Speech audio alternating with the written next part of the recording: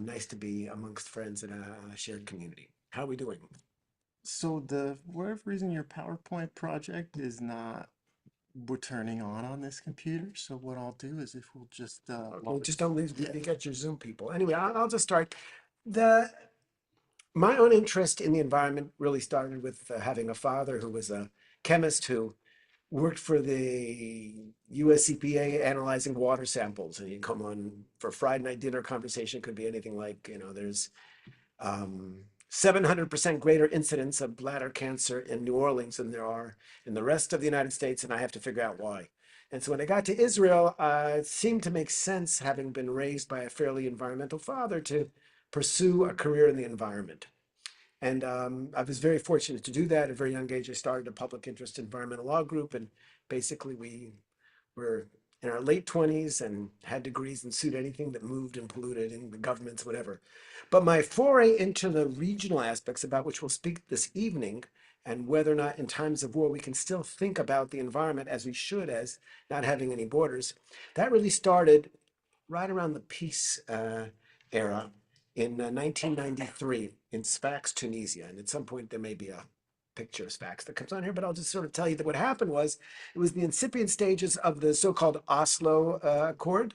And there was a conference to be held in the second largest city in Tunisia with environmental NGOs from the region. And at that time, Israel was just beginning to try to figure out if it had a place in this neighborhood of ours, the Middle East. And the conference was sponsored by the US Aid. There used to be this agency in the United States that helped the people in the world, but this is one of the many good things it did. And so they said, there's 15 Arab countries sending environmental leaders from civil society. We think there should be an Israeli one now because they're starting to have peace treaty. Now, at that time, Tunisia didn't have diplomatic relations with Israel, and to be honest, they don't today. So when they asked me if I would head this delegation up, I was, I think, 32 or 31 at the time. I was like, yeah, sure, that sounds great. The Tunisians somewhat less enthusiastic. So it turned out that the project manager for US aid in Washington was a gentleman by the name of Avram Ben David. And he saw this as his opportunity to do something good for reconciliation in our troubled region. And he said, okay, if you don't let the Israelis come, I'm pulling the plug and canceling the project. And they blinked and they said, okay, they can come. And so I headed a delegation of 6. And I remember when I got there, the Arabs were all very curious because all they knew about Israel is what they saw on their television stations and radios and all that kind of disinformation. Here were real people. And they couldn't wrap their head around what we were talking. I remember I made a presentation there talking about what had been a recent campaign in the Golan Heights. There was a problem with the cow sheds up there. There were many, there's still a lot of them, and the discharge of the manure and the waste there, which would make it to the Kinneret, our own, Sea of Galilee there. And the environmental movement thought this was an environmental disaster, and so we set out to stop it, and we did. And they couldn't understand how it is that we were suing in the courts and we were lobbying in the Knesset and having demonstrations because none of the 15 countries represented there were democracies, and in fact, they're not really any democracies today. In Tunisia, maybe a little, but so um, they were really interested in that, and very slowly they began to accept this there, and we really did start to talk to them. And I was quite surprised, not only how nice the people were and how committed and how many similar values we had, but the total lack of anything that I recognized as environmental science education in their universities. I talked to them where they studied. None of them had any kind of a background about things like environmental impact statements, risk assessment. I mean, just basic, water monitoring. They just didn't have it. And I said, wouldn't it be a nice idea if we could sort of set up a institution that would bring Israelis and the neighbors together and to learn this stuff? And so at the time, I think, are you guys seeing the slides yet? Yes. Okay, he's working on it, but that's okay. If you don't mind, I'm happy to chat. So and so I was living at the time on Kibbutz Torah, sort of a socialist intentional community way down south, and they were looking to diversify, and I wanted to. They said, "What can you do?" I said, "I can open up a horseback riding farm." And they said, "You don't know anything about horses. You're not a cowboy. Bring us something realistic." And I said, "Well, why don't we bring Jordanians and Palestinians and Israelis to study the environment?" They said, "Oh, that's realistic." So we did that, and it was astonishing that the Arava Institute for Environmental Studies, which we started then, really turned out to be a huge success. Arab students who came made a huge leap of faith. And the Israelis also, they had to check their politics at the door and a lot of the stereotypes. But at the end of the day, when after they got to know each other, they discovered they got along well. And after the Palestinians and Jordanians had adopted families and got put in the Purim play and helped clean the kitchen for Pesach and all this stuff, all of a sudden, we realized that environmentalists can get along and that we share some fundamental axiomatic beliefs, one of which is that the Middle East, at least environmentally, is no bigger than a postage stamp, certainly a country like Israel, and that we have a lot of partners who care about breathing air without getting asthma and having their kids drink water without getting sick. We'd like to preserve some semblance of the extraordinary biodiversity that we inherited. And we created this institute, and it really has been a success. And if David Arfin's here, I think he's on the board of the American Friends, so we'll salute your own contribution, and David's probably a generous contribution to that important initiative. Um, and so I've been in this space for over 30 years. That says something. Um, and that's one of the reasons why October 7th was so very, very traumatic for people like me, and just, I think, in general, the so-called peace camp in Israel. I mean, we knew that there was a Hamas charter, which has, I think, as its third provision, in there, they put in a very scenic line where Mahmoud calls out, "Look behind me, there are Jews hiding behind the rocks and trees, come and kill them." And we knew that there was no love lost, but we kind of made this very, very hopeful assumption that the, pro- the pragmatism of running a country and fixing potholes and having an educational system to work would ultimately triumph. Are we with PowerPoint or am I just talking here? Oh, we have PowerPoint already? Oh, great. So is it on the right side, sir? Well, it's right. Okay. So should I make it full screen? Everybody can just imagine seeing your screen. You don't have to do anything. Okay. There's facts. That's where we went to conference. All caught up. Yes. And we went to Jerba, the oldest synagogue, where they claim to have the door to King Solomon's temple. I haven't seen the carbon study on that. But anyway, but we really had a great there. So I've been in this space for quite a while. And so I want to talk about some of the issues that I've been thinking about and whether they make sense today after the trauma and the loss of confidence which so many Israelis, including myself, felt with regards to our potential to really reach understanding with our neighbors. So I want to talk about water resources. I'll talk about climate change, and then as biodiversity as well. If at any point people have a question, want to stop me, that's fine. That's great, including the Zoomers. Hopefully you can hear me. Do not be shy. Lo by shy limad, as it says in Pirkei Avot. The shy person will never be a learner. So do let me know what's going on. So They can only connect through chat. So okay. how will they, the chat's on which one? The chat will appear on the screen and then I'm on there. Okay, so chat away if you feel like it. I'm happy to be interrupted. I'm not, I don't need to do this straight out. Anyway, so when we talk about water resources, there's always been this sort of debate about whether water would be a source of conflict or cooperation. There's been a whole litany of pessimistic leaders. That maybe the most famous was when an Egyptian headed the United Nations. He said the wars of the next century will be about water. Well, really? I'm not so sure. I have a friend named Aaron Wolf.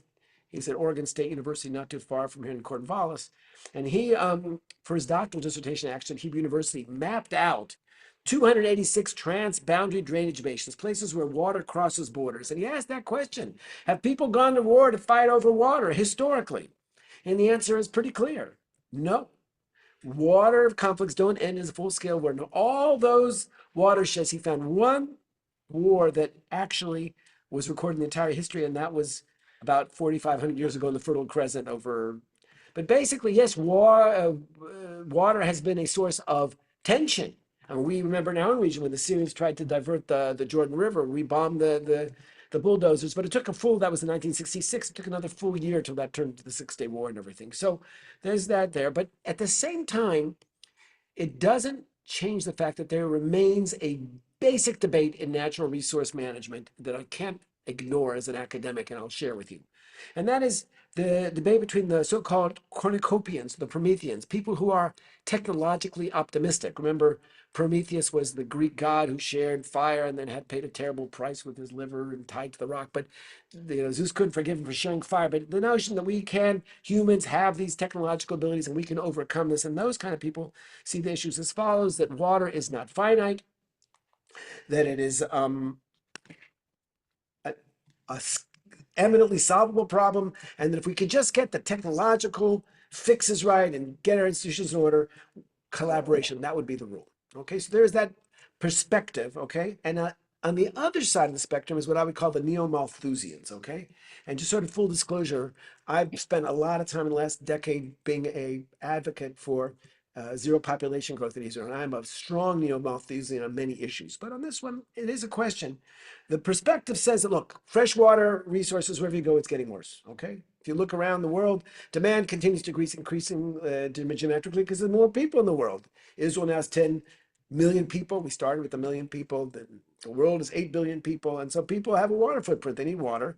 And so there's going to be shortages, and that's going to make things uncomfortable between countries that all face scarcity, and therefore we're going to face all kinds of damages. And as a sort of proof of this concept, we can look to the Aral Sea. Many of you may be familiar with this. What used to be one of the largest lakes in Asia, and how it basically disappeared due to the Soviet mismanagement, diversion of water for cotton irrigation. And you can see what happened over the sort of 30 years there. In Al Gore's book, before he became vice president, he wrote a wonderful book called Earth in the Balance. And this was sort of the opening pictures of these camels who were grazing on what used to be a rich fishery. And that was sort of this is what happens because we have such a shortage of water. And it's not just there. You can look in Africa, if you're familiar with Lake Chad. It used to be 25,000 square kilometers. I think the third largest lake in Africa, larger than the entire state of Israel originally.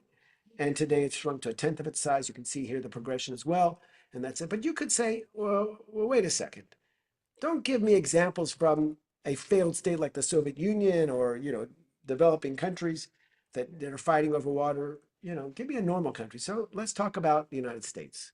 When I was studying graduate school, and this was a course I took at the Kennedy School, they talked about the Ogallala Aquifer as this disaster waiting to happen. This is the largest aquifer in the United States, starting in northern Texas, going all the way up through the Dakotas. And they said, look, my professor said every year the water table drops about 6-7 inches. Eventually, we're going to run out of water. It's not going to be economic to do that. Anyway, a couple of years ago, I was invited to give a lecture at Texas Tech University. Not a particularly, but I was curious to go because it's the southern tip of the Ogallala Aquifer. So I went out there and, I asked how to see the fields and everything like that. It's the place Lubbock, Texas, where it's located, is famous because Buddy Holly has a statue there. And for those people who are more of the Chicks fans from the Dixie Chicks, Natalie Main writes a song, but she's also from Lubbock, has a song Lubbock and Leave It. She wants a statue too. But I wasn't interested in statues, although I did ask to see it. I wanted to see what was happening. So yeah, last year we stopped pumping water because it's not possible to irrigate. Those farmlands are turning into rangelands. Okay. And we know here how the water is so shortage in the Colorado, the Moon water reaches that. So there are examples of shortages there. So one of the questions we want to ask as we start looking forward, well, what's going on here? Before we do, how much water do people need? That's a basic question and it was asked by the United Nations, and they turned to Madeleine Falkenmark. She recently passed away, a very eminent Swedish hydrologist. And she basically said, she had a committee, and whenever you see round numbers, you can be suspicious of them. But she said basically, okay, if you have more than 1,700 cubic meters of water a year, and for those who are metrically challenged, 1,700 cubic meters of water is something like 1,700,000 quarts. Okay, because a cubic meter is 1,000 liters of water, 1,000 quarts. Anyway, if you have 1,700,000 quarts of water, you're fine. Anything less than that, you're going to be stressed. And if you go below 1,000, you're going to be facing scarcity. Okay, that's what she said, and that becomes the international standard, which sticks to this very, very day. We'll see how it applies. If you look at our region of the Middle East, just about everybody's facing water stress, okay, including Israel, and especially our neighbors, okay? And you can see here from this particular slide that there are a lot of countries that are in deep, deep water deficit. Take a look at Jordanian water consumption on the right side. How can that be? 151% of the natural precipitation is utilized every year. Well, they're mining water. There is ancient aquifers there that took thousands of years to fill up, but they are very quickly turning into the Ogallala aquifer. Okay, so we know there's a problem there, and we can see already that places like Jordan are facing acute water stress. Not only Jordan is an interesting place, it's really the besides being for many years considered the second most water scarce country in the world. Now it's the champion. But for I would say it's champion also in terms of we say klitat aliyah, immigrant absorption. Israel's been pretty good, but the Jordanians took in 600,000 Palestinians, a million Iraqis, 2 million Syrians. But everybody who came over, with despite their Bedouin hospitality, and they were really good at taking them in, but they need water. And there were already demonstrations in the northern part of Jordan. People said, okay, 2 million Syrians, we understand they got problems, but we don't have enough water ourselves. We can't water our crops. We know, in the city of Amman, which is a wonderful capital, people in many neighborhoods get water 8 hours a week. And God help the household that didn't fill up the cistern. They won't be doing much laundry or taking showers that week. So it's really a crisis situation. And there was a notion that when we were trying to talk about peace, and these are sort of nostalgic times. We're celebrating in 1995, really the 30th anniversary of the Oslo Accord. There were provisions there to work together, okay? And we thought about doing that, and there's joint committees, and we're recognizing water rights both with the Palestinians and Jordanians. And when all this sort of fell apart, a lot of us felt that we had missed the boat, that there had been this opportunity to perhaps leverage the potential of peaceful relations to improve our own water management and natural resource management. But for a variety of reasons, which I'm happy to go to in the Q&A, that momentum was lost. In the meanwhile, Israel said, well, we know that we have serious water scarcity problem. And actually, it was the Ehud Barak government that decided we are going to end all these questions about scarcity. There's a big Mediterranean Sea. The really smart engineers working out of the Ben Gurion University's Water Institute, and I was there 10 years, so I can give a shout out for the competitions. I'm from Tel Aviv today, Tel Aviv University, but they do an amazing job making these amazing membranes, and we can make 1,000 liters of water for 50 cents. Okay, that's what we can do. And think about that. I don't see anybody here carrying around a water bottle, but if you did, how much would it cost you to buy a half a liter water bottle in a corner store or something like it? Maybe $1, $2. I'm talking about 1,000 liters for 50 cents. Okay.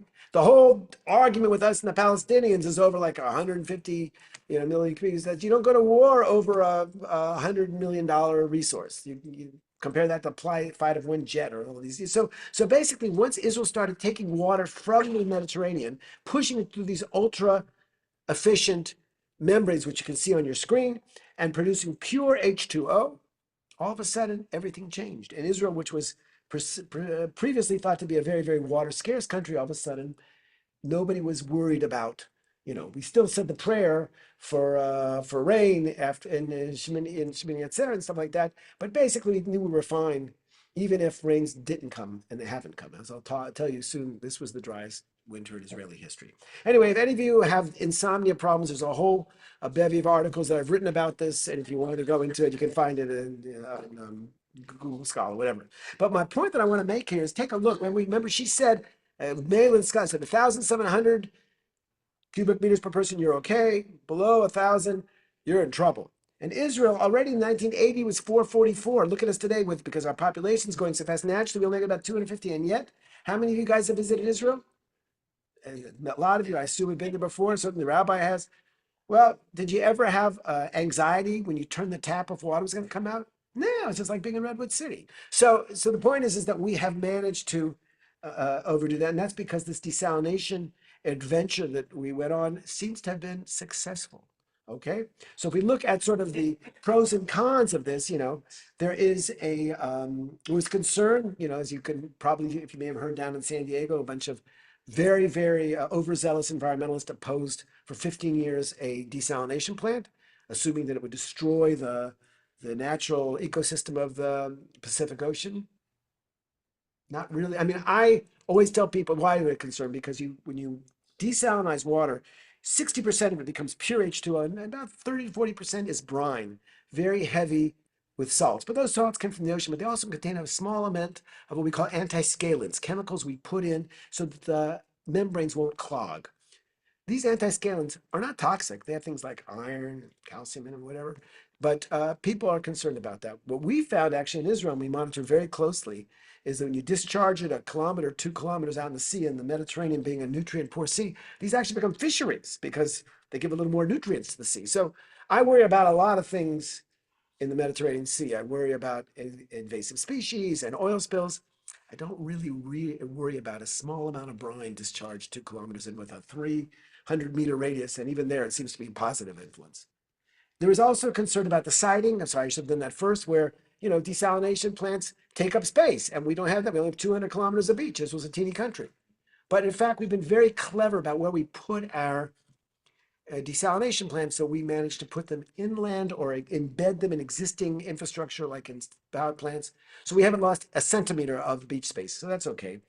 And then the third reason why I like it is the so-called, what I say, it diffuses the hydrohysteria. And what am I talking about? When we started negotiating with the Palestinians over the water, it was a charged, emotional, nationalistic issue. You stole our water, we want to give it back. And we said, well, you didn't steal your water. We've been using this. We have historic rights. And besides, we don't have enough. We need to use it. And this notion of water as a zero-sum game created a hysteria. But if you can make, again, 1,000 liters of water for 50 cents, it's just like any other resource. You don't go to war over flour or corn. Yes, you have a question. So I visited the Ashdod plant. All right. Well, Ashdod is the least successful, but it still does pretty good. Ashkelon is the successful, right? Okay. We can actually show them. Next to it. It was Ashkelon. Then, It was Ashkelon. yeah, back then they powered it with a mountain coal. And it's now the gas offshore is replacing the coal. But it used to be you were trading water scarcity for extra air pollution. Okay, so I'll try to make this a little more precise. The Ashkelon plant is embedded in the infrastructure for the Israel Electric Company. Yes, Israel still has 20% coal, which is a scandal and a national disgrace. And I'm happy to talk about that at some point. But at that time, actually, part of the Ashkelon plant from the start was a cogeneration plant, and it's been running there ever since. But it should be renewable energy, and that's something which I'll come to in a later part of the lecture. It's a story. But I just wanted to say, so there is good things about desalination, but there's also some negative concern, and that is that the high energy, which has been pointed out by, what's your name, sir? Alon Fisher. Alon Fisher's rightly points out that desalination is an energy-intensive technology. And just to give you a sense, we have like 6 major desal plants now. So each one roughly the equivalent of electricity demand for a city of 55,000 people. How many people live in Redwood City? 75. Okay, so a little bit smaller, but so not a huge amount, but it's not trivial. We need to get into net zero. We need to stop, so that's a problem. And so we haven't seen real energy improvement there. And also makes us vulnerable. It makes us vulnerable both in terms of the price of energy, but more importantly, we live in this neighborhood which is a little bit turbulent. And in the same way, I could open up Google Earth and show you all the sites of the Israeli desal plants. Well, certainly Hezbollah knows where they are, Hamas knows where they are, and they do target them. And only by a divine intervention, a grace of God, do they miss them during the last year and a half of this thing. So we have been made ourselves very, very vulnerable, because if God forbid one of these plants was hit, better have a nice stock of bottled water in your garage. The other problem with desalination is existential. We have been preaching the gospel of sustainability for decades, those of us who are in the environmental movement in Israel. And all of a sudden, after all this talk about living on spaceship Earth and limited resources, we kind of have to acknowledge, as I sort of intimated, that maybe on this issue, the cornucopians are right. Maybe we do have enough water, and we're never really going to face shortages if we could just get the energy right.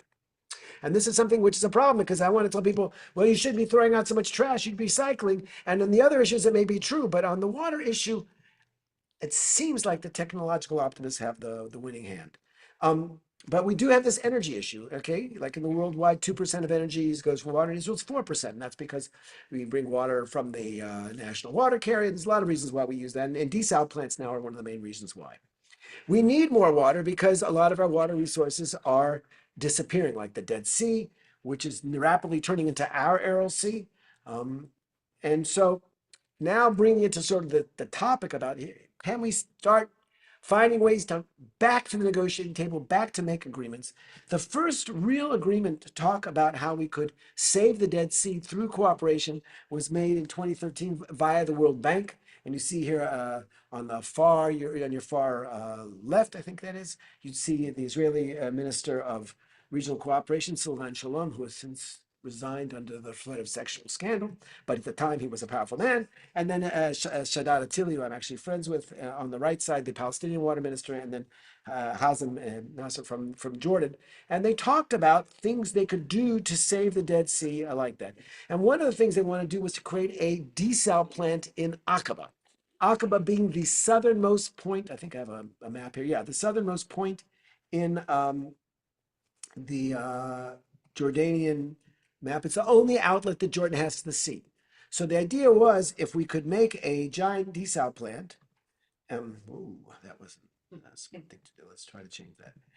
If we could make a giant desal plant with 80 million cubic meters of water, which would be the smallest one in the compared to the most recent ones, half the water would go to Israel for its irrigation in the Negev. Don't really need the water, but it was kind of made it seem more symmetrical. Give the other half to Jordan and send the brine to the Dead Sea, because it's salty anyway, and we need more water there because the Dead Sea is disappearing because water's been diverted and other reasons. So that was the idea, and this is how it looks. Basically, the idea was that the desal plant would be in Jordan. They'd send the water over, and we would transfer a similar amount up north where the Jordanians so desperately need water.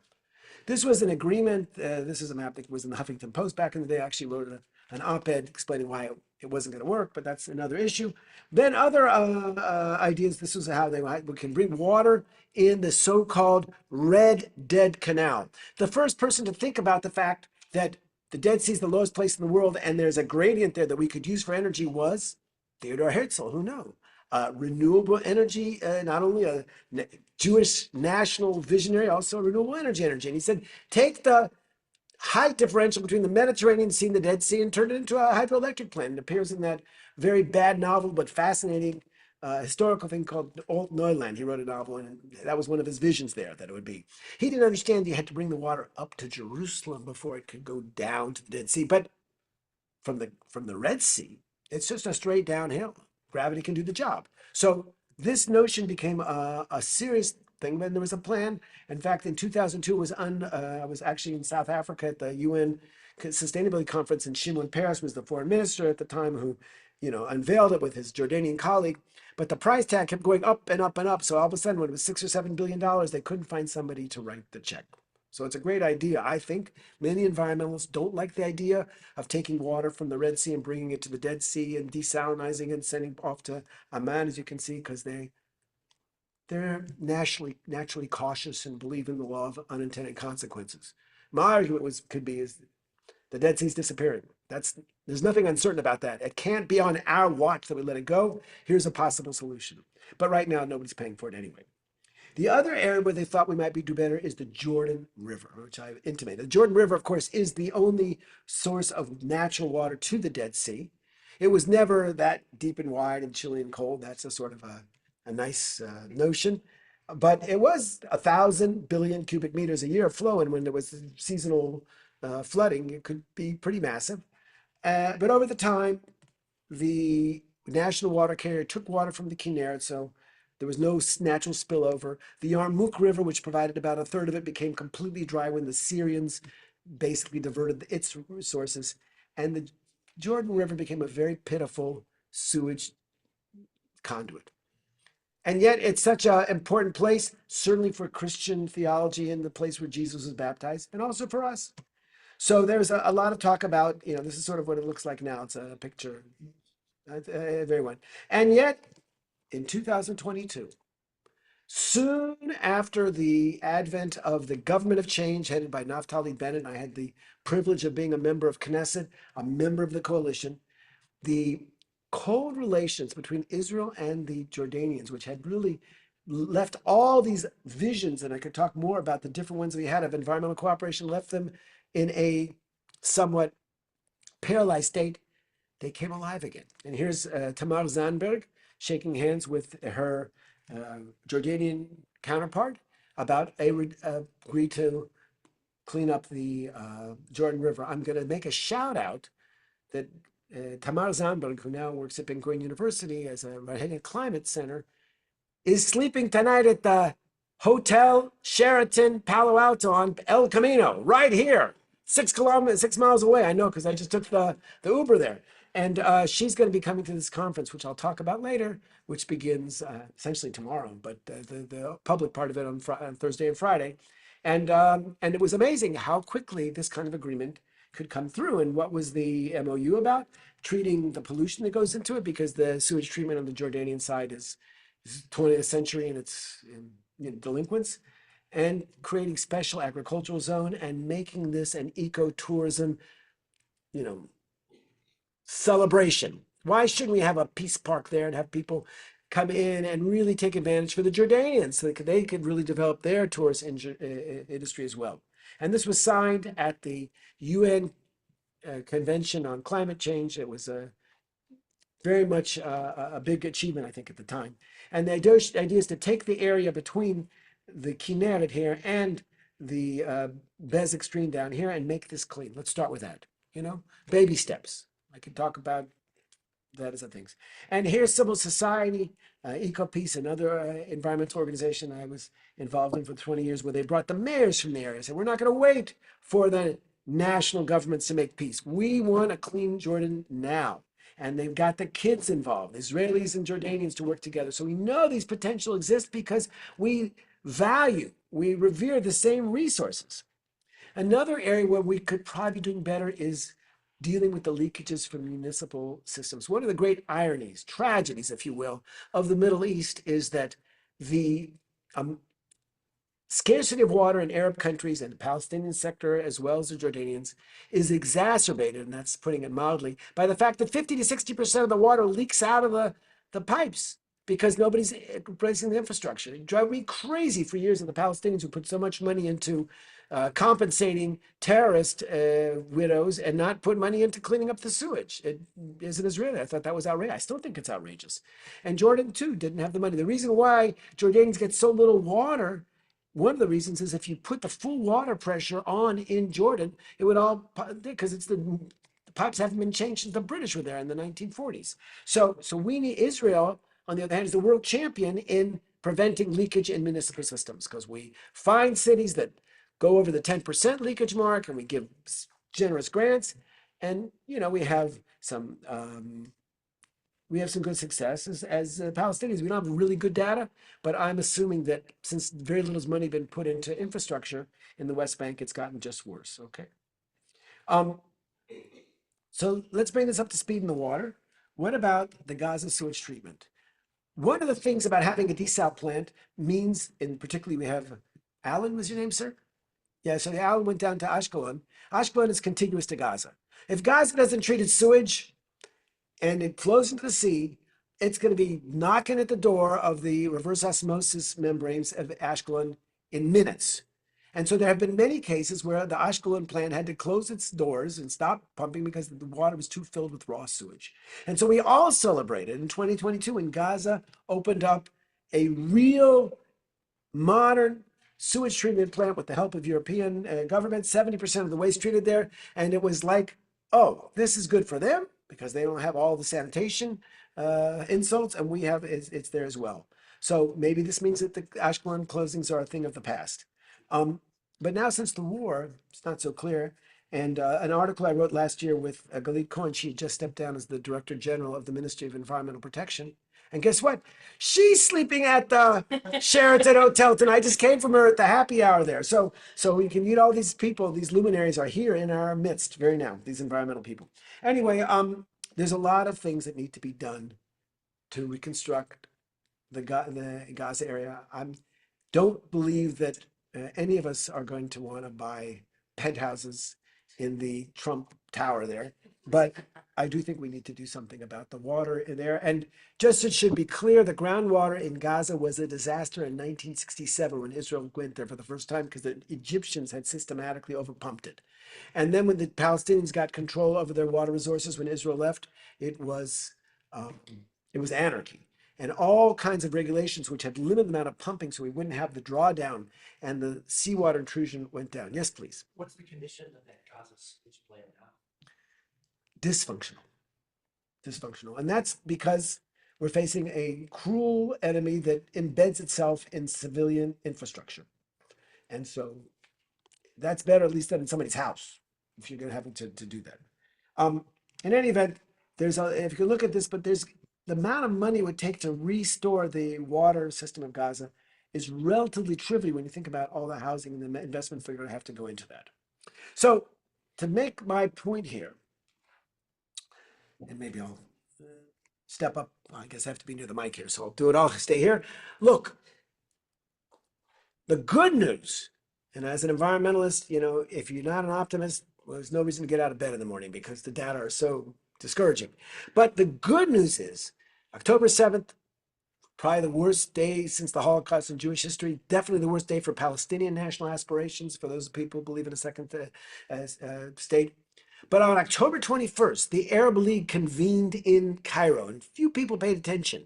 And all the rejectionist states that wanted to go back to the so-called nose of Khartoum, no negotiations with Israel, no recognition, they said, cancel the Abraham Accords. Those of you who have diplomatic relations, you need to jettison those. Don't let them through their airspace. And all of the moderate Sunni countries said, no, we're not going back. Probably the motivation was they hate Iran more than they hate Israel, but it was a shocking, and they've stayed the line, even though their public has seen those horrifying images on Al Jazeera every day. Nobody has canceled. In fact, we're talking now about expanding it. So with that potential to restore and that kind of economic muscle to come in and restore Gaza, what we need is a government that has some vision for what we're going to do in Gaza after this terrible, terrible war. And that's why we need to have elections soon. But I'm a politician, so take it all with more than one grain of sand. Okay, I want to say a few words about climate because I think it was in the title of the talk here, and I teach 2 or 3 courses about it, so beware. But basically a few key points about climate change. First is that the Middle East is a hotspot. We know that we talk about, world temperatures went up 1 degree centigrade. That is a average. There are places that are more than that, like the Middle East, okay? You can see here, a country like the UAE, I was visiting there for the first time in September before we had the agreement, and I was like astonished at how hot it is. I mean, we really can't do that. For the first time, we see the Israeli defense establishment, the security people see climate change, like the people in the Pentagon do, as a security issue, okay? Look what happened in Syria. Why did they have that collapse? Because it was drought for 5 years and the farmers couldn't make a go of it. And they all moved to the city and said, oh, geez, these Alawite rulers, they're kind of despotic. And the next thing you know, you have the implosion. But in many, many places across the Middle East, the difference between living and dying is having an air conditioner. Okay, when it gets to be 125 degrees, they literally have showers in the street. My wife, we lived in the desert many years on a kibbutz on Keturah. She was a dairy farmer. Just like the cows had to be showered every day so they could survive. That's what you have to do if you live in the city. You don't have an air conditioner. And indeed, in Cairo, it was 3 years ago, there was a power outage. The elderly people could not come down the steps on a 10-story building, and they cooked to death. The temperatures reached 60 degrees Celsius, 140 degrees. They didn't survive. We know that there's been heat waves in Europe with 40-degree heat. Can you imagine that the Emirates, it goes over 50 every year? So we're talking, way warmer than Death Valley numbers if we're talking here, okay? And in Israel, we joined this sort of inglorious club for the first time in Sodom. Where else? Sodom, Gomorrah. It's very hot there, okay. But Egypt had this, but look what happened this year. We've reached 1,300 people. Unfortunate, well-meaning Muslim pilgrims who went to the Hajj to Saudi Arabia, but they didn't get their hotel reservations someplace because they didn't really have the visas. That's what Arab friends explained to me from Jordan. And they said, oh, we'll just sleep by the side of the road. When it's 50 degrees outside, you're dead. So this is a serious issue, and Israel is facing these kind of issues as well. If the world average is 1 degree in Israel, it's 2 degrees. If the sea level rise has been 6 to 10 degree, 3 millimeters worldwide, it's about 3 times that in Israel. And that's why we're having a conference on climate resilience about looking at Israel, basically Tel Aviv and Los Angeles as proxies for Israel in the US. because we think it's a serious issue. Just to give you a sense of it, forest fires in Israel, never really a big issue. First of all, 97% of the woodlands were destroyed during the decade or the centuries of exile. That's not Zionist propaganda. We have good aerial photography from 1918 in the British that say 97%. It was basically no trees there, but we did plant trees. But they started in 2019 where I live, right near Modi'in, a whole city, Movo, Modi'in, Shlomo Karlbach's Moshav, gone. Beit Keshet Fort, my favorite one, massive fire in 2020. Jerusalem Hills in 2021. And then this year, I guess it was 2 weeks ago, we had the hottest day in Israel's May history after the warmest one. Of course, so that month on Holocaust Memorial Day, we had the biggest fire in Israeli history, 10,000 dunams of beautiful woodlands in the Jerusalem corridor destroyed. And then 2 weeks later, we had the biggest fire, twice as big, 20,000, okay? Here's a picture if you can recognize, if you know Latrun, there's a monastery there. The forest rather decimated. The whole Canada Park where I like to jog because it's 5 kilometers from my house, basically scorched. So we know already that the forests are burning, and the war, of course, the Hezbollah targeted almost all the northern forests. So this is a sign that the climate crisis is here. We have to do something about it. I could talk about the flooding. Look at the new normal. Here's a picture from Haifa every year now. Tel Aviv, the floods that used to be 100-year floods are annual events. Heat waves increasing, rainfall dropping. I have a conference coming, so people. Sorry, I'll call her like that's a wonderful student of mine who's helping me with the conference.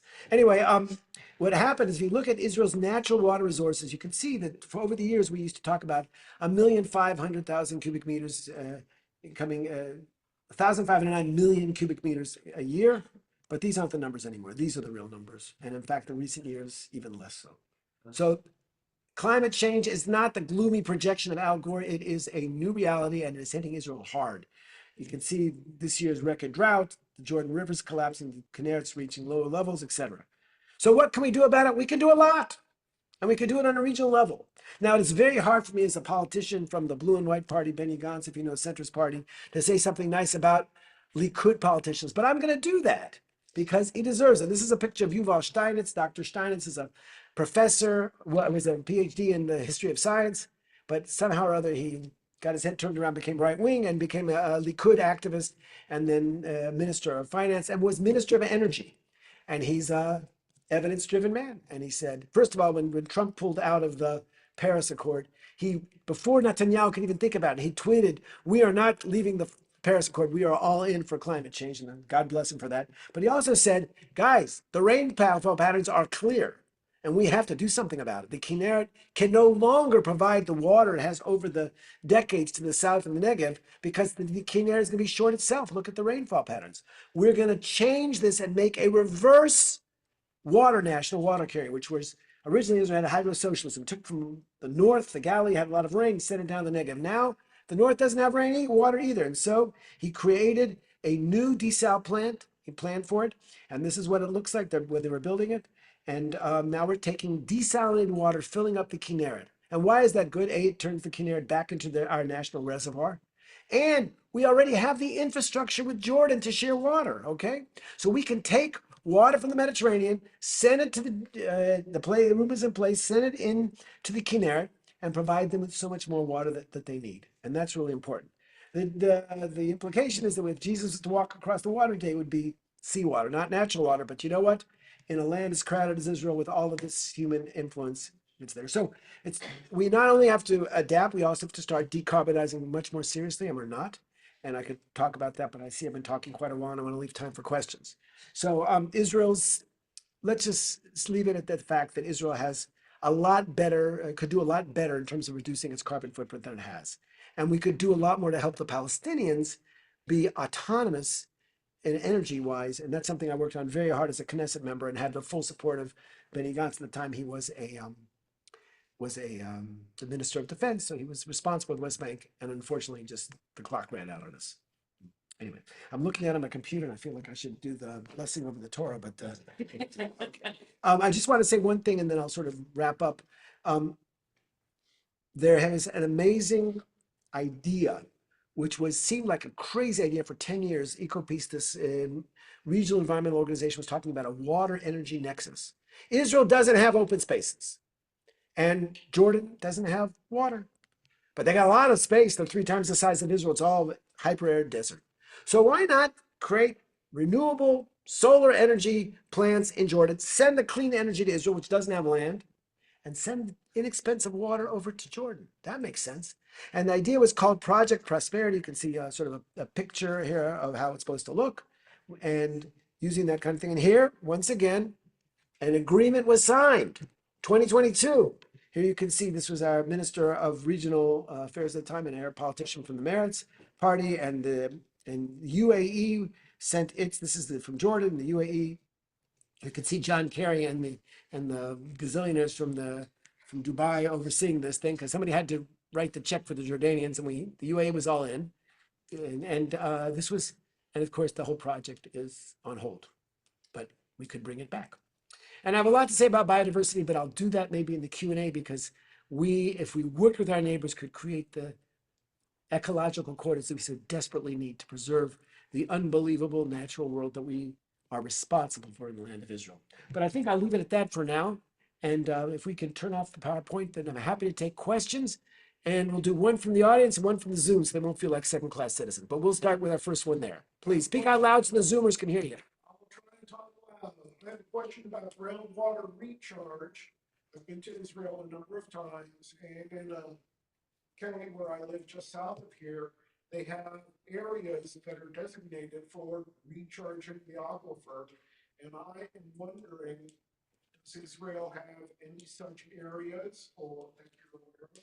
Not only do we have it, we've got it for sewage treatment. In other words, if you go to Israel, one of the amazing places to visit, if you're a nut like me and Alon and yourself, is to go see the Shafdan sewage treatment plant. Okay, who goes to see a sewage treatment plant? Is it? Well, actually, 25 Israelis who are coming for our conference tomorrow will be at the Palo Alto desal plant, and actually Redwood City is the state leader in taking sewage treatment and turning it to potable water. But that's another issue. Anyway, so the Tel Aviv area got a grant in the 1960s from the World Bank. Israel was a developing country then, and made a sewage plant. And then they did something smart for a change. In all the cities around the Tel Aviv area, instead of doing their own sewage treatment plant, send it to Rishon LeZion. And after they do their tertiary treatment, it's sent down for a filter, mostly because of the ick factor. Israelis don't want to drink sewage, even if they're told by scientists, perfectly safe. And in fact, the water goes through the sort of filter, and then it actually is used to irrigate almost all the citrus, which is no longer in Jaffa, because Jaffa is, an artist colony, not a place where you raise oranges. It's in the Negev, where we have our citrus industry, and that comes from there. So that is one well field that I've seen, which is done with sewage. But just in general, there's an attempt to recharge the aquifer with some success. Israel has changed. It used to be very, very irresponsible in managing its groundwater, and for reasons involving sanity in the water management system and making professionals in charge of our water authority, we've actually done much better. Questions, comments? Online. You or Andrew. I have to look for it. I don't see it. Does anybody see the Zoom question? Hang on, chat. Oh, there's nothing there. Okay. Jessica.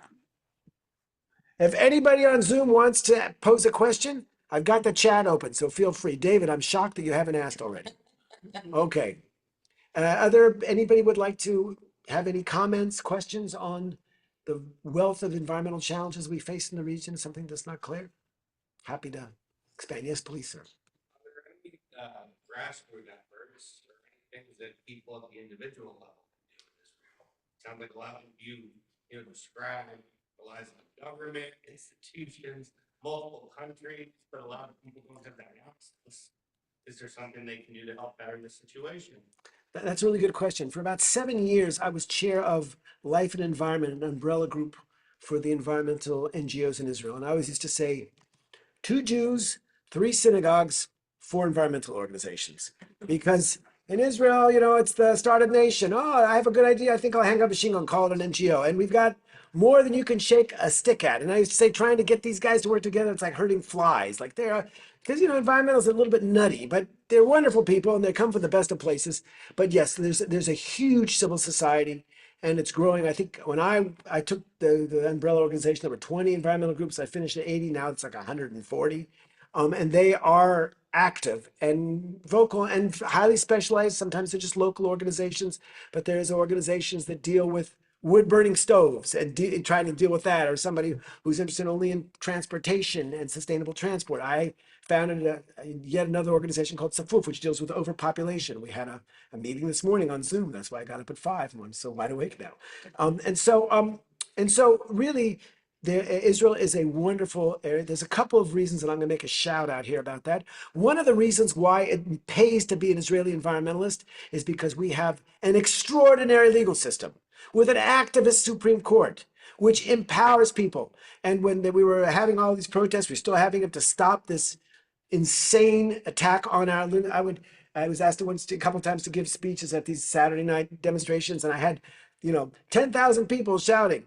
If there's, I can't, it doesn't work so much in English, but if you don't have a reasonable standard, you don't have an environment. It's the Ein Svirut, the Ein Siva. It was much better in Hebrew, but like a lot of things, these guys. But the point is that yes, there's a lot of polluters out there, but in court, it's an even playing field. If you got a good lawyer and you are on the side of righteousness, you can win, and we win time and again, and that's a real good empower when you see how that works. So it's very much linked to, in general, Israel's civil society, which is fighting so desperately to maintain our unique democratic system and the independence of our judiciary. So far, pretty good success. We get I feel like we're like a boxer in the ring. We got to hold on to the elections coming, but they're coming soon. If you're watching the papers today, man, any day now, it's that the House of Cards is gonna collapse. Anyway, but there is a lot of organizations. If you want recommendations, I got a lot of ones that I love, and that are doing great things. It just depends what your passion is. And if you have professional expertise, they can often use volunteers. If you've got a big checkbook, you can do that too. And please don't hesitate to ask me if you want recommendations. But they all have websites, and they all, the great Israeli tradition of shameless self-promotion. They all have English websites with the abilities to make donations. Yeah, was a question here? I've heard that many years ago, Israeli hydrologists were in Iran and helped Iran manage their water issues. And since relations have deteriorated, Iran's water problems have really rapidly increased. Is there any chance that water diplomacy could be used to reduce tensions with Iran? It's all these things. This is how people ask me about, well, couldn't we do more cooperation with Gaza? Yes, I had many students from Gaza when I started the Arab Institute. But once Hamas took over and people want to kill you, it's much harder. So gee, we'd like to help you with the groundwater. No, we're going to send another missile, of the hundreds to civilian sites. So it is challenging. The great story about Iran, of course, in the environmental cooperation, which I didn't get to talk about biodiversity, but I'll share it.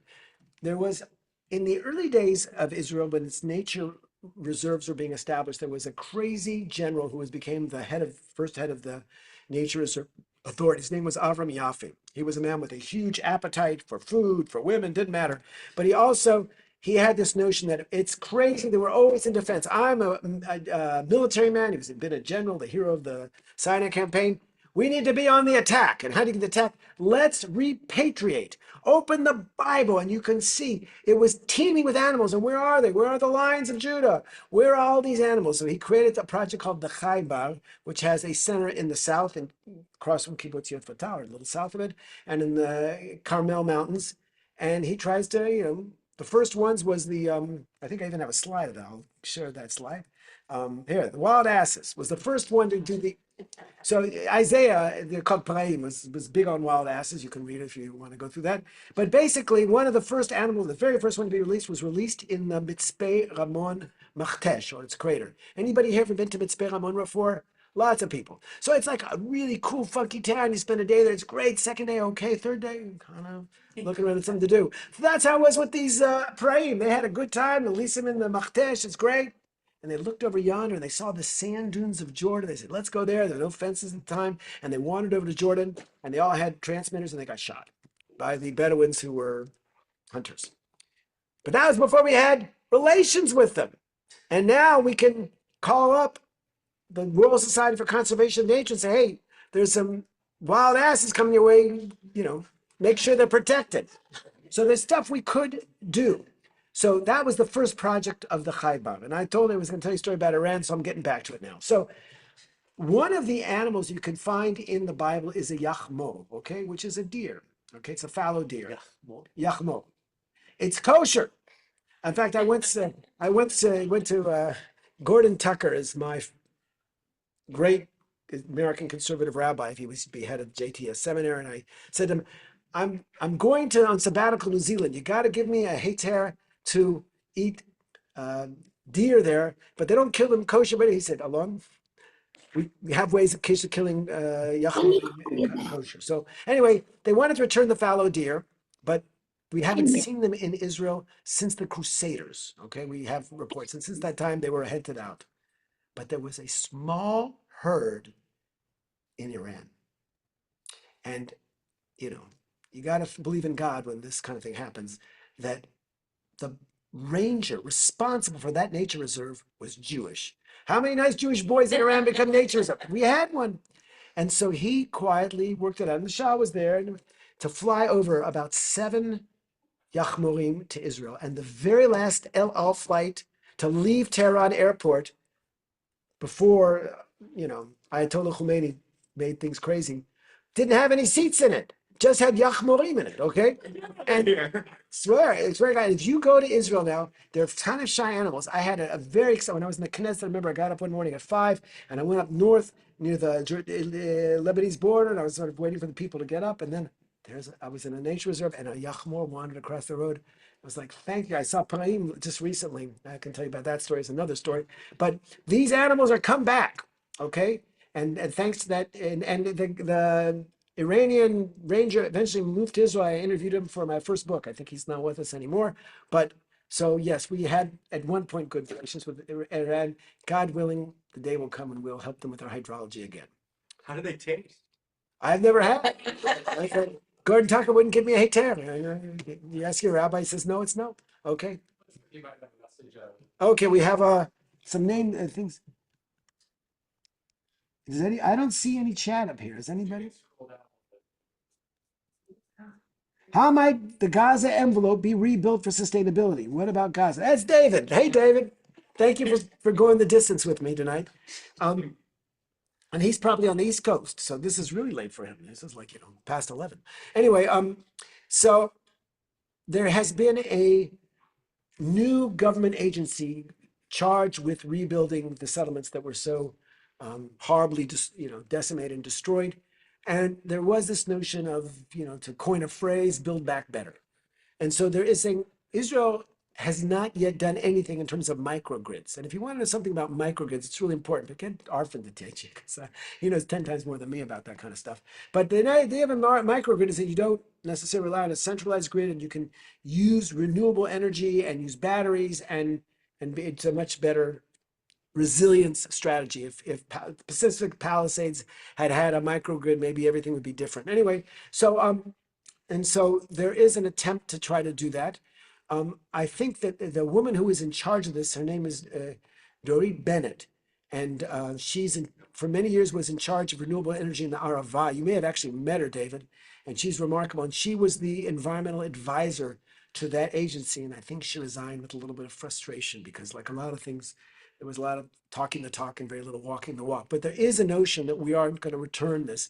I, for example, think it's crazy. One of the horrible things that Hamas did was they came into the kibbutzim, and along with killing people, they'd shot up all the cows, right? And they shot up all the milking machines. Many times cows couldn't be milked for days, and they suffer. Anyway, it was just an unspeakable cruelty. But the thing was, I don't think we should build back with any dairies. I mean, I think today cultured meat is so promising, particularly in Israel's extraordinary climate tech ecosystem, and re-milk is so inexpensive. It's cultured meat. In other words, it's milk, but it has no cows. It's been synthesized, and they make. So I think that it's ecologically irresponsible, and economically stupid to build a dairy infrastructure at a great expense, which is going to have to be closed in 5-10 years because nobody's going to be buying cow's milk. Like, I'm an environmentalist. I said I'm optimistic, but I really think this is the way of the future. We'll take a last question here. In terms of way climate change has been politicized in other parts of the world, how do you see your neighbors as well as inside of Israel? Is the climate crisis being politicized and people work with one another? And how is that impacting? Great question to wrap up with because I can end on a positive note. Okay, say something good. Look, when I got elected to the Knesset, my boss, Benny Gantz, who I hope will be the next prime minister, hope the polls aren't so good this week, but pendulums swing all the time. Anyway, he said to me, Alon, you need to be friends with 117 people in this Knesset. Make them your best friends. I said, why 117? He said, well, first of all, those three, like people like Ben Gvir, you don't have to be friends with him. He's bad news. He's a racist. But you don't know when you're going to need help. And so I kind of took him at his word. And you have all these late night filibusters here or there till 2, 3, 4 in the morning.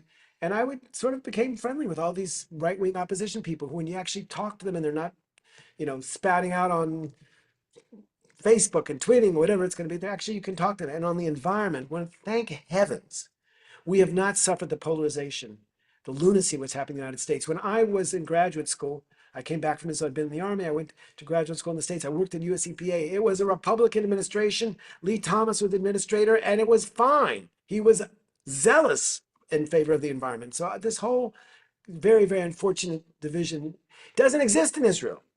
And just recently, we've been battling over the climate law in Israel because we have a Ministry of Finance that is more concerned about get natural gas revenues than saving civilization and the future generations. But that's another battle. Anyway, the chair of the committee, Yaakov Asher, the former mayor of Bnei Brak, is an ultra-Orthodox black-coated Jew, but he kind of gets it about climate change.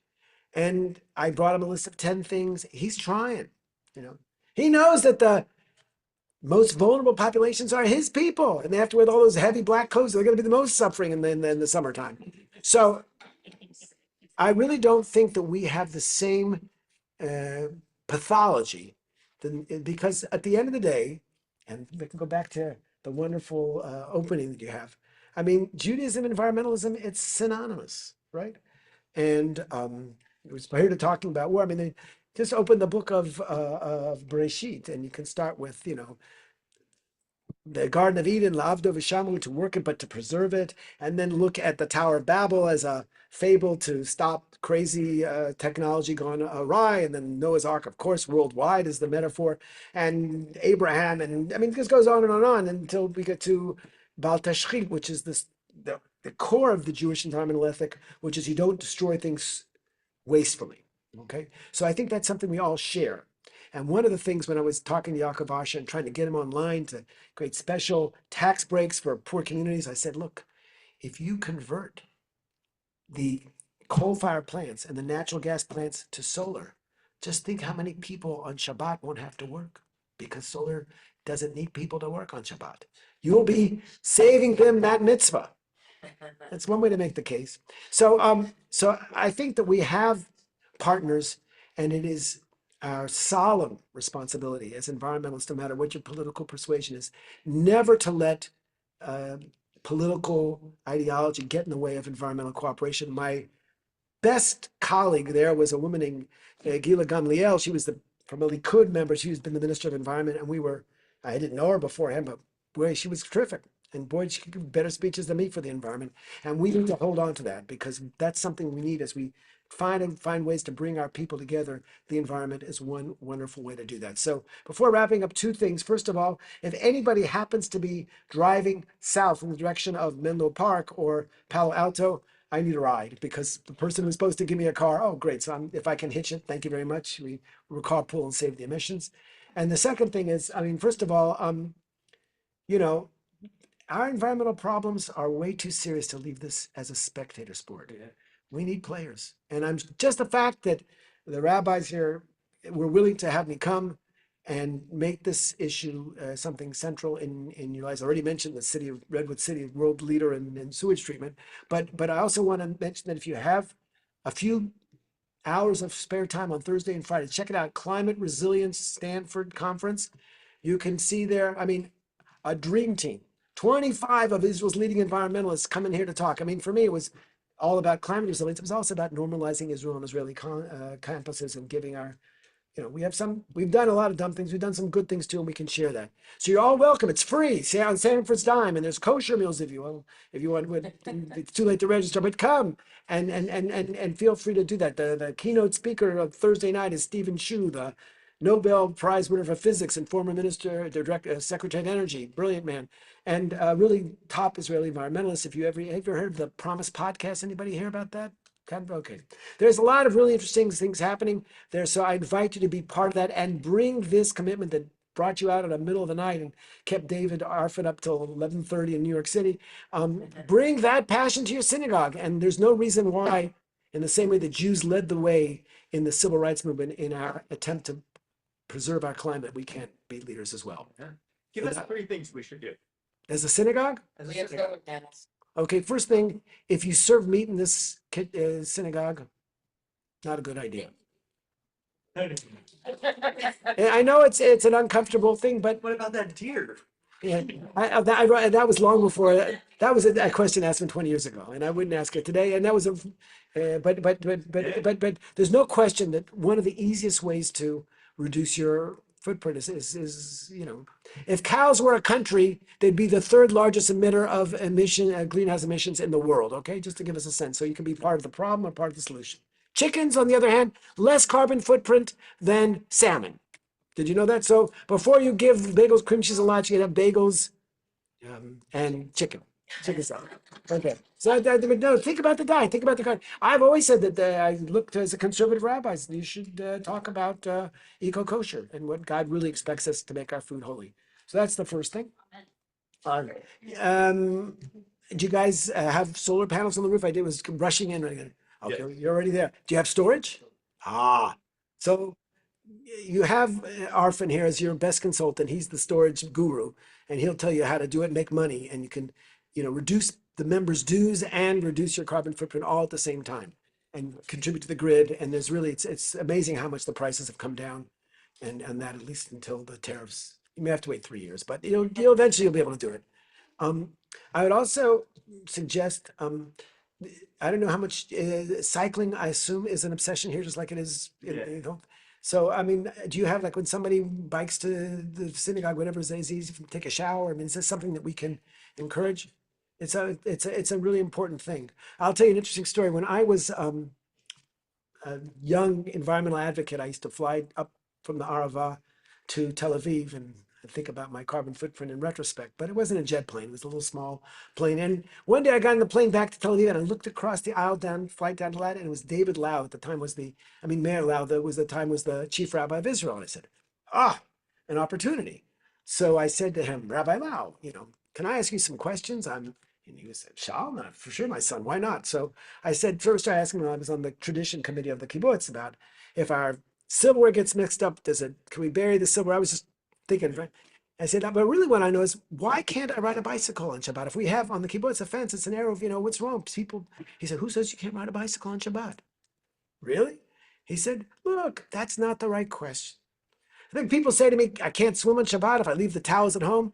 And I always say the same thing. If it will increase your Shabbat, the pleasure of Shabbat, the Oneg Shabbat, and provide you your additional soul, your neshama yetera, with greater satisfaction, you can definitely ride a bicycle. I said, are you an Orthodox rabbi or one of my conservative rabbis? Because I love that answer.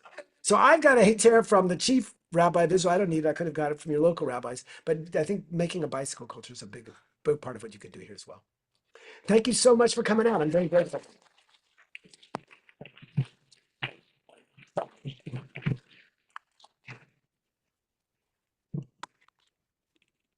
Wow.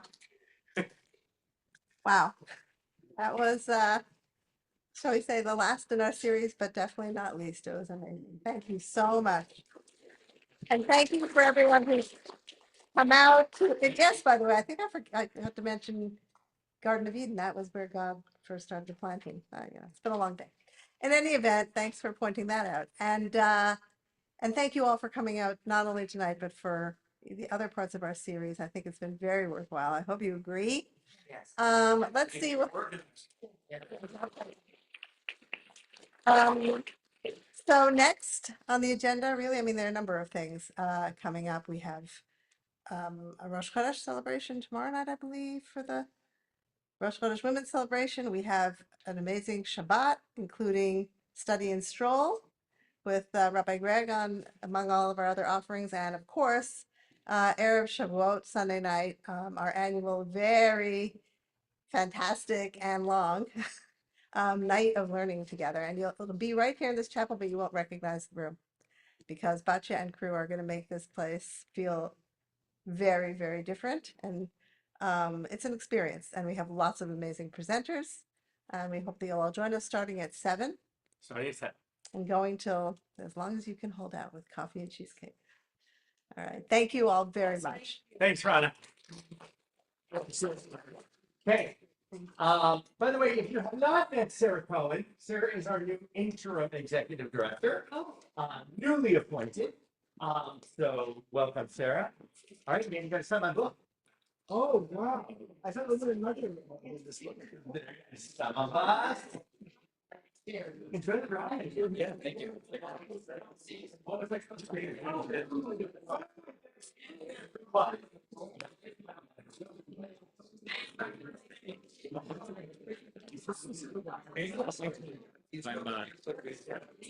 I'm a belong to this congregation. I'll get it. I'll do it for you. I just gotta make sure I'm not supposed to.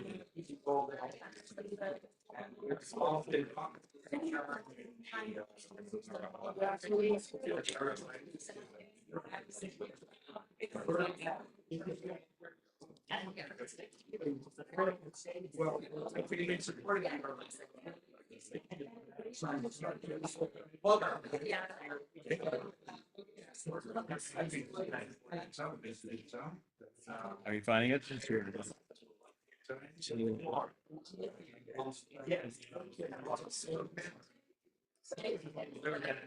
I'm just gonna rank and do out my EZRY.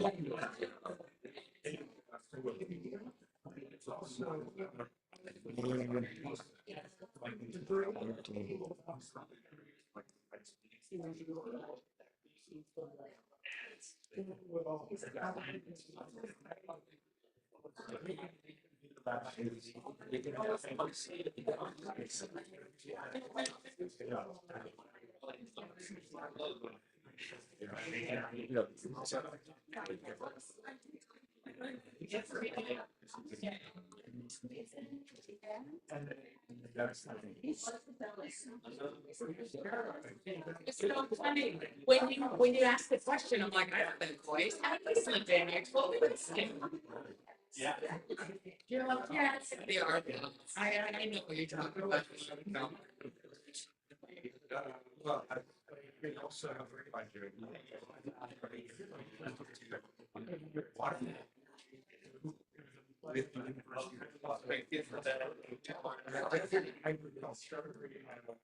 desert, solar. This song is very pleasing. I think I'm ready to go whenever you want to go. Sure. You might have one question, comment, and then. I just want to say hello. So my name is running with the first civil climate resilience agency in California, and it's based here in San Mateo County, and it was created by the state.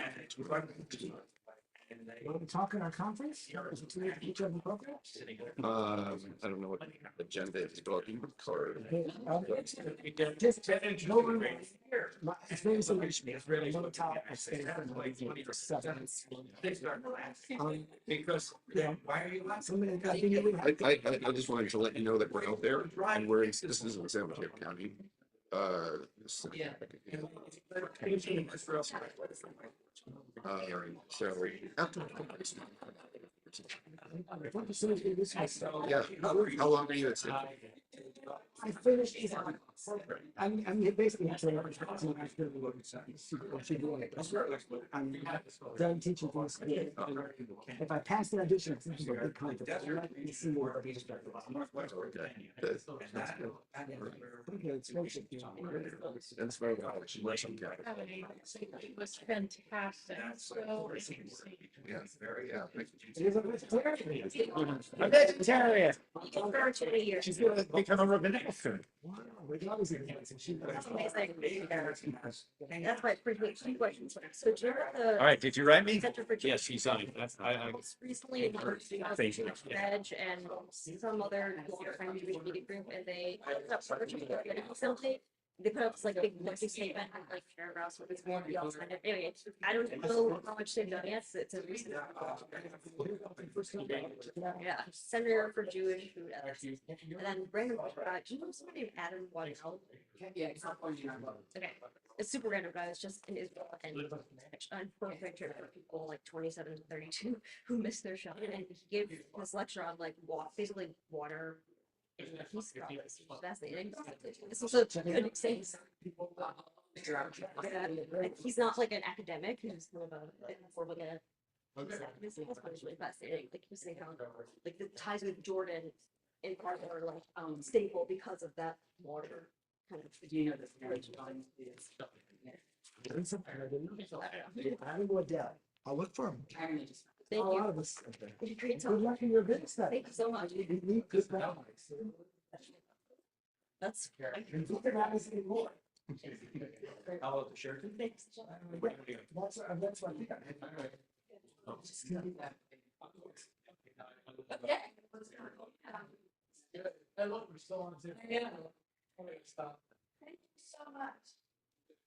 That was excellent. Thank you.